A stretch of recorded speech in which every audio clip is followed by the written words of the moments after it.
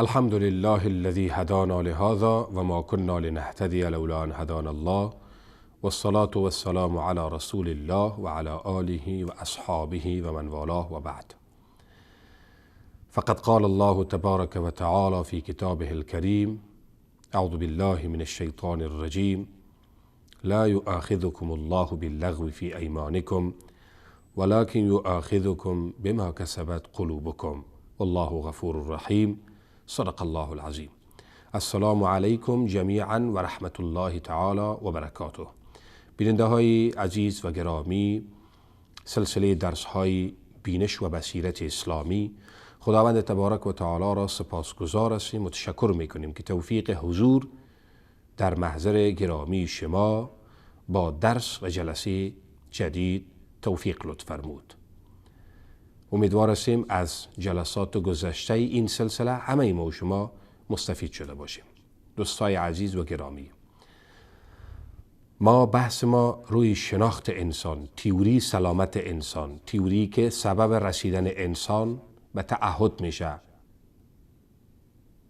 مشروط به این که انسان بعد از شناخت این تئوری اقدامات عملی داشته باشه.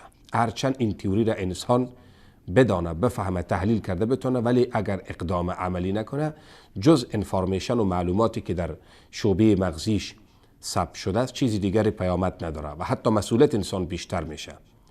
بر مبنای این که هل یستوی الذین یعلمون و الذین لا یعلمون، بدون شک آنانی که میدانند، آنانی که تحلیل و تفسیر کرده میتونن، قضایا را بینش و بصیرت دارن و آنهایی که ندارن، اینها برابر نیستن.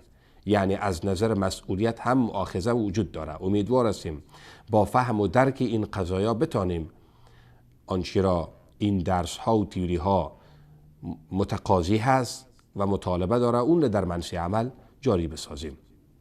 عزیزان، مطالعه انسان، شناخت انسان در جهان بینی اسلامی، ما گفتیم در انسان دو تا عامل است، دو محرک با انسان است، دو تا دستگاه وجود داره از نظر باطنی و معنوی، که این دو تا دستگاه در سلامت و فساد انسان هم نقش مؤثر بازی میکنه. دو تا عامل، یک عامل خیر عبارت از روح مربوط به عالم قدس، عالم امر، در وجود انسان هم وظیفه قدسی و خیر داره، انسان را به سوی خوبی ها میکشانه. یکی دیگر عامل شر هست، عبارت از نفس فشرده کره زمین، انسان را به پستی ها، مادیت، کدرانیت، شهوانت، رذالت، خباثت و بدبختی ها میکشانه. هر کدام این عامل برای خود همکاران داره. همکار روح عبارت از ملک است که این را همکاری میکنه و یاری میرسانه و برای ازی که روح رشد بکنه، انسان را به جهت خوبی ها تلقین و ارشاد میفرماید. مشاور خیر است، مشاور نیکی ها است. همچنان نفس همکار داره به خود. همکار نفس شیطان نامیده میشه. در 156 آیه قرآنی توضیح و تفسیر شده ارتباطش با انسان. مطمئن باید باشیم جز در لابراتوار قرآن، جز در لابراتوار احادیث مطهره رسول اکرم صلوات الله و سلامه علیه، در چیزی دیگری این حقیقت های انسانی اندرون قابل شناخت و مطالعه نیست. عزیزا، بیخی مطمئن باشیم به این. فقط در منظر قرآن پاک و آنچه که خالق آسمان ها و زمین به عنوان رب کائنات، رب انسان تعریف می‌داره، اون را انسان باید دنبال بکنه، تعقیب بکنه تا انسان در فلاح و رستگاری برسد. بنابراین دو عامل در انسان، عامل مثبت، عامل منفی، خیر و شر، دو محرک با انسان در ارتباط در 24 ساعت. محرک خیر عبارت از ملک، محرک شر عبارت از شیطان. حالا ملک و شیطان محل کارش در کجا هست و از کدام مرجع و رفرنس استفاده می کند؟ انسان را جهت‌دهی میده، یعنی غرایز خوب و بد انسان، کدام عضویت انسان در اون نقش مؤثر دارد. بدون شک و تردید عزیزا دو دستگاه در انسان است، مغز و قلب. حالا ما سر قلب صحبت میکنیم. قلب چیست در منظر قرآن پاک، در منظر جهانبینی اسلامی، بینش و بصیرت اسلامی قلب چه جایگاه دارد؟ نکته اول، قلب جایگاه اراده و تصمیم گیری هست. تمامی تصامیم، قضاوت ها، فیصله ها خرد بزرگ در این محل اساسی میشه که پیغمبر اسلام صلی الله علیه و سلم که صلاح قلب صلاح کل پیکر، فساد قلب فساد همه پیکر. تمامی فیصله ها. این آیه شاهد بر این مدعاست، یعنی جایگاه اراده و تصمیم گیری. لا یؤاخذکم الله باللغو فی ایمانکم ولکن یؤاخذکم بما کسبت قلوبکم. خدای بزرگ به یمین های لغو انسان ها را مؤاخذه نمیکنه، میگه شما را نمیگیریم، شما را خدای بزرگ به یمین های لغو، هرچند خلاف ادب است، هرچند خلاف تعظیم به ذات اقدس الهی است. ولا تجعل الله عرضة لایمانکم. از نام خدا دست پاک نباید ساخت. حتی علما میگن که انسان هایی که حق و ناحق نام خدای بزرگ را میگیرن، هیبت خدا از دل از اینها دور میشه. ولی با آن هم هرگاه انسان یمین های لغو، به خدا نکردیم، به قرآن نکردیم، در هر محاوره و مکالمه انسان استعمال میکنه، میگه در این انسان مؤاخذه نمیشه، یعنی آهانست قسم نمیشه. اما در چی مؤاخذه میشه؟ ولکن یؤاخذکم بما کسبت قلوبکم. لکن ذات اقدس الهی شما را به کدام یمین ها، کدام سوگن ها مؤاخذه میکنه؟ با اون قسم هایی که قلب های شما کسب کرده. این به این معنی که در قلب هایتان تو اون قسم ها اراده کردین، در اون قسم ها شما مؤاخذه میشین. اگر شکستاندین پس اونمو آثار مرتبه و آثار لازمی که بر شکستاندن قسم ثابت میشه، او را باید به انجام و به اجرا بیاریم. پس نظر به آیه قرآن کریم جایگاه و محل اراده کجاست؟ به اصطلاح قلب است. حتی خدمت شما گفته بودیم که عقل به عنوان یک جوهری که میان خوبی و بدی انسان تفکیک میکنه، اون آخرین فیصله را نمیتونه داشته باشد. عقل سنجش، طرح، استراتژی میتونه داده در کار خیر و در کار شر، اما آخرین فیصله را باید قلب بکنه. هر چند طرح و سنجش از سوی عقل است. و علما میگن با استنباط از آیات و نصوص قرآنی و نبوی شریف، هرگاه پشت قوه عقلانی روح قرار بگیرد، باز تکرار میکنم، هرگاه پشت قوه عقلانی روح قرار بگیرد، موجود خیر، از زمین تا به عرش انسان جلال، جمال، عظمت، کبریا و توحید خدا جلت عظمتو را مطالعه میکنه، از زمین تا به عرش. اما خدای نخواسته اگر پشت تلسکوپ عقل نفس قرار بگیره، از زمین تا به عرش انسان کدرونی میبینه، مادی میبینه، مادی مطالعه میکنه، قدرت خدا جلت عظمتو رو دیده نمیتونه. همینجاست که میگه لهم قلوب لا یفقهون بها و لهم اعین لا یبصرون بها و لهم آذان لا یسمعون بها. قضیه در کجاست؟ قوه کدرانی یعنی نفس با عنوان فشرده کل کره زمین، با عنوان مجموعه عالم خبث در پشت تلسکوپ عقل قرار گرفته است. به او خاطر ای که قرآن عظیمشان میگه کفار شعور ندارن، عقل ندارن، به دلیل ازی که حقیقت‌های مافوق طبیعت را درک کرده نمیتونن، نمیفهمن. ورنه در مسائل دنیا خیلی هوشیار هستن، از مجموعه کرده کفار خیلی هوشیار و بیدار هستن. منیجمنت با توأم با شیطنت، استخبارات توأم با شیطنت فوق العاده میفهمند. مسلمان های سادله مثل من و امثال من را 10 مرتبه به اصطلاح به دریاب میبره و پس توش نمیاره. اینقدر در منیجمنت و اداره و حکومت آگاه و هوشیار هستند. ولی قرآن چرا میگه ولکن لا یشعرون؟ اینا شعور ندارن، به دلیل از اینکه حقیقت های ما فوق طبیعت، ما فوق آسمان، ما فوق کائنات را درک کرده نمیدانن. از خاطر میگه اینا کر هستن، کور هستن، گنگ هستن، نمیدانن. عرض می بود که اگر پشت تلسکوپ عقل قوی روحانی قرار گرفت، پس از زمین تا به عرش انسان توحید خدا را میبینه، جلال و عظمت خدا را در انفس، در آفاق و در تاریخ مطالعه میکنه. و این است که انسان از این مجموعه شناخت ها و معارف به توحید حقیقی علمی و عملی میرسه و از من دون الله قلبش خلاص میشه.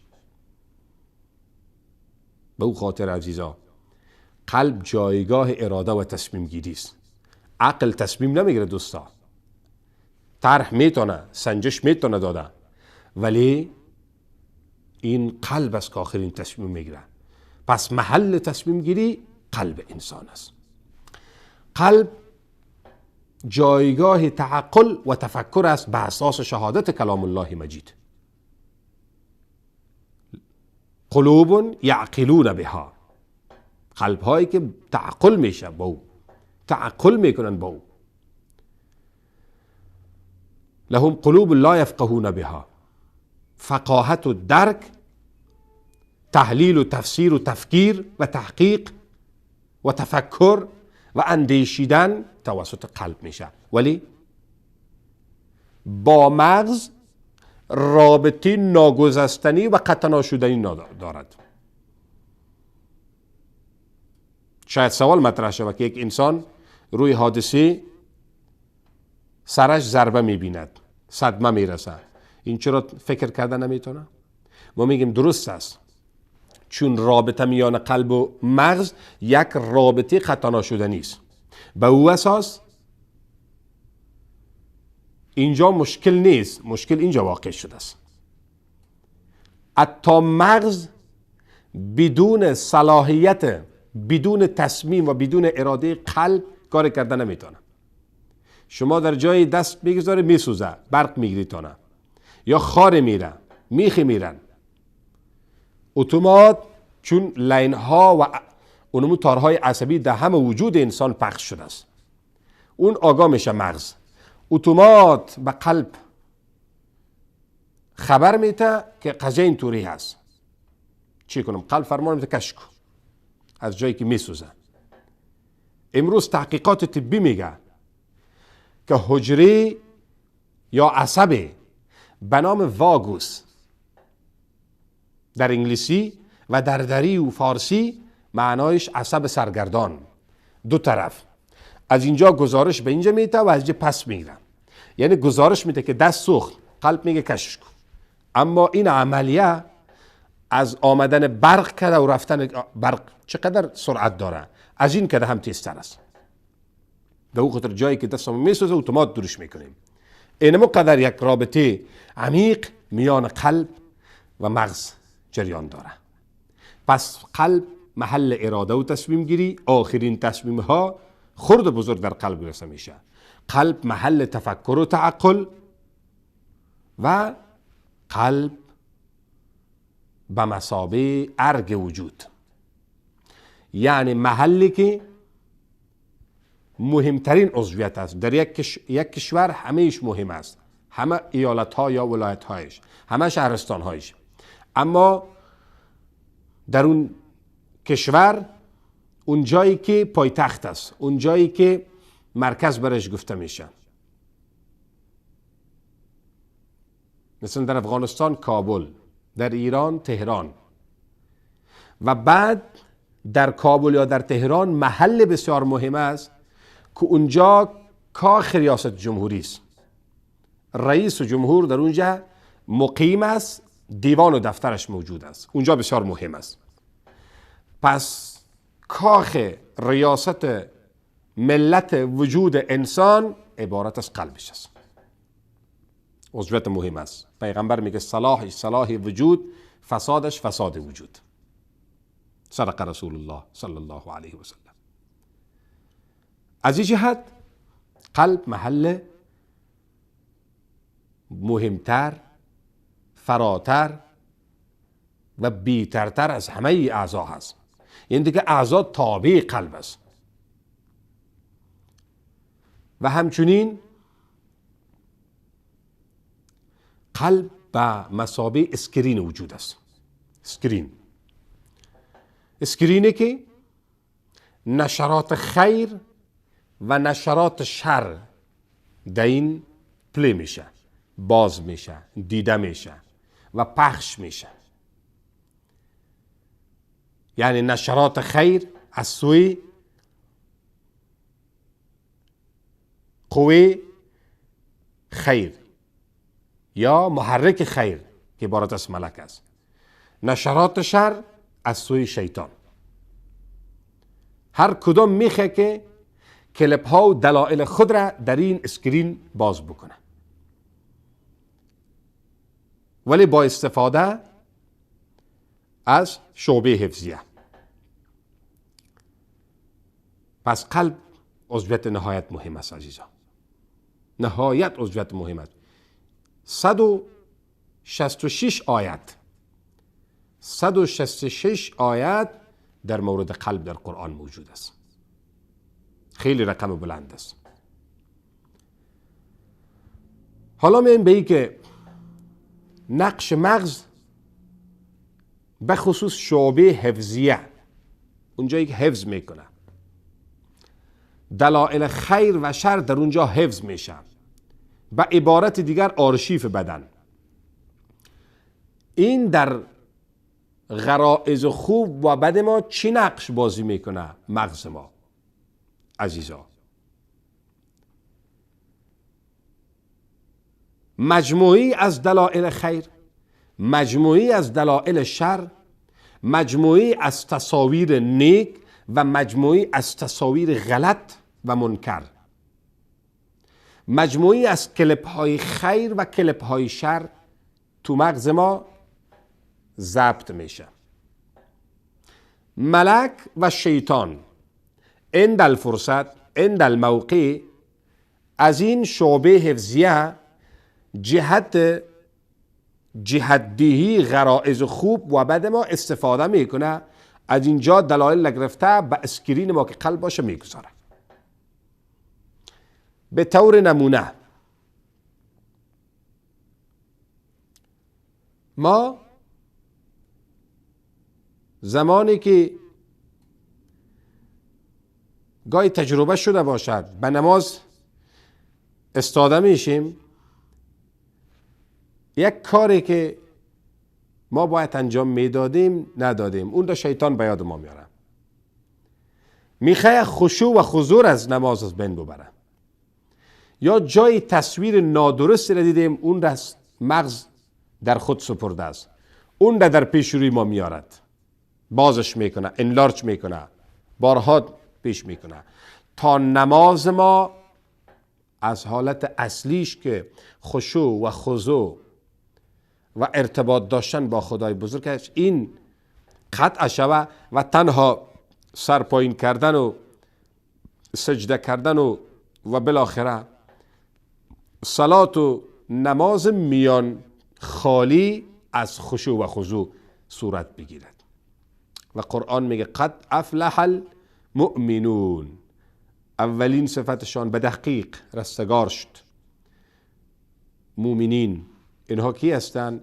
اولین صفتشان، اولین ویژگیشان الذین هم فی صلاتهم خاشعون، اینا کسانی هستند که در نمازشان خشوع و خضوع میکنند. یعنی مؤمنین حقیقی نماز را تو خشوع میخوانند، امرا با خشوع میخوانند، خضوع میخوانند. اما اونهایی که نماز سر بزن و پای بزن است میبینیم دیگه. این طوری نماز برای انسان در دنیا سبب فیض و برکت و سعادت و رشد روحی شده نمیتونه و در آخرت هم والله اعلم که اجر و ثواب و پاداش باشه نباشه خدا خودش بهتر میدونه. از این خاطر عزیزا شعبه حفظی ما جایی است که شیطان از استفاده میکنه. به طور نمونه ما در جایی با کسی مناقشه کردیم و اون شخص مقابل یا طرف مقابل با آدرس ما مباشرتاً حضوری صحبت‌های رکیک و نادرست تقدیم کرده، اما در همین لحظه ما صبر کردیم، به اصطلاح زبان را زیر دندان گذاشتیم، قایم کردیم و صحبت نکردیم امرایشان، یعنی جواب منفی ندادیم. میدانین عزیزا بعد از 1 ساعت 2 ساعت یا 1 روز بعد، چون این لحظه و این صحنه و این حادثه ضبط شده، بعد از 1 ساعت 2 ساعتی، 1 روزی، حتی 1 سال بعد، حتی 1 هفته بعد به یاد ما میاره. بارها شیطان امو لحظات باید میره، امو دو دشنام و شتم و به اصطلاح صحبت‌های رکیکی که از اون طرف به ما ارائه شده است، این را به یاد ما میاره تا حس انتقام جویی را در ما زنده بسازه. شما شاید تجربه داشته باشی که اکثرا در جنگ و جدالی که میان انسان ها میشه، از جنگ نخستین و اولی کرده، جنگ دومی شدت و غلظتش بیشتر می باشه. چرا؟ شیطان نقش بسیار اساسی بازی میکنه. اون حالتهای اولی را به جانبین به یاد میاره و بالاخره این حس انتقام جویی را چند برابر میسازه. اگر اون شخص 1 دشنام داده بود، این 5 دشنام میده. اگر اون 1 ضرب داده بود، این 5 ضرب 10 ضرب میده. از این خاطر از شعبه حفظیه شیطان استفاده میکنه. یا انسان در جای به اصطلاح غیر محارم را دیده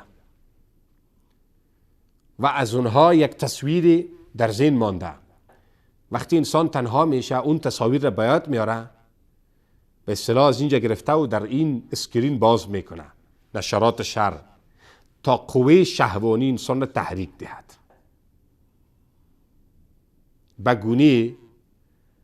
به این گونه مثال ها بیشتر است. ما فقط چند نمونه را خدمت شما گفتیم. امیدوارم این قضیه قابل فهم شده باشه. عین شکل ملک از این شعبه حفظیه به غرض جهت‌دهی ما به سوی خوبی ها، یعنی غرایز خوب ما را به تحریک بیاره، استفاده میکنه. ما در مجلس اشتراک کردیم، از او کیفیت معنوی برداشتیم، لذت بردیم. وقتی چنین مجالس مشابه آماده میشه، ما را همون مجلس قبلی را به یاد میاره. چی مجلسی؟ حج و عمره آمدیم، برای از اینکه سال بعدی و سال بعدی بیم، اون حج قبلی را به یاد ما میاره. به کسی صدقه دادیم، از اون حظ بردیم، اون حالت را به یاد ما میاره. پس این چگونگی استفاده ملک از شعبه حفظی انسان است. امیدوار هستم که این قضیه قابل تفهیم شده باشه. پس شعبه حفظی ما در جهت‌دهی غرایز خوب و بد ما نقش مؤثر داره. شیطان به نفع خود از اینجا استفاده میکنه و ملک هم به نفع خود استفاده میکنه. حالا سوال آخری این است: بعد از شناخت عوامل خیر و شر در وجودمان، بعد از شناخت محرکینی که با ما در ارتباط و تماس هستند و بعد از این که ما جایگاه 2 دستگاه اساسی که 1 کیلو مغز و 1.5 کیلو قلب است شناختیم، حالا چی کنیم؟ حالا چی کنیم که ما رشد روحی کنیم، ارگ وجود به اختیار نیروهای خیر که عبارت از روح و ملک است قرار بگیره، در نتیجه الهامات ملک در قلب ما جذب شوه و وساوس شیطان دفع شوه تا مسیر ما به سوی خوبی ها، به سوی ادای فرائض و واجبات و به سوی مبارزه، دین و دعوت و اعلای کلمت الله و استقامت در مسیر خدا جل جلاله بگردد و از ما یک انسان مفید و مؤثر و برجسته و استثنایی ساخته شود. ان شاء الله که در جلسه بعدی در مورد این قضیه با شما صحبت داریم. السلام علیکم و رحمت الله و برکاته.